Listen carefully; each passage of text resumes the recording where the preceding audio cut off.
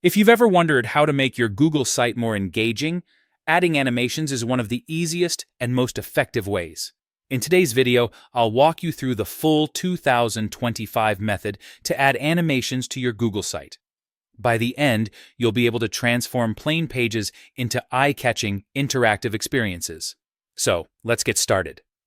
Google Sites doesn't have a built-in animation tool, but you can add animations using the Embed feature. There are two main options: animated GIFs or Lottie animations. Both are lightweight and work beautifully inside your site. First, let's talk about GIFs.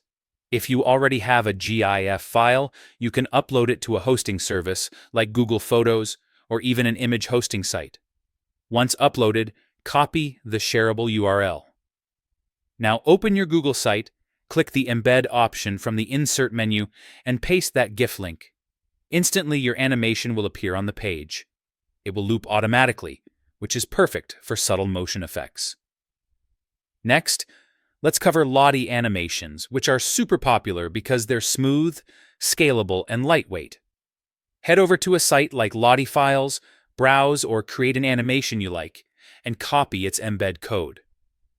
Go back to Google Sites, choose Embed, but this time switch to the Embed Code tab, paste the code, and insert it.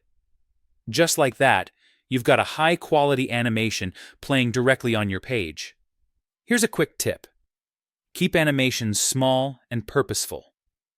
A few well-placed moving elements can make your site feel modern and professional, but too many can distract your visitors. And that's it. You now know how to add both GIFs and Lottie animations to your Google site in 2025. Use this trick to make your website more dynamic and keep your audience engaged. If you found this guide helpful, make sure to try it out right away and give your site that extra spark it deserves. Thanks for watching, and I'll see you in the next tutorial.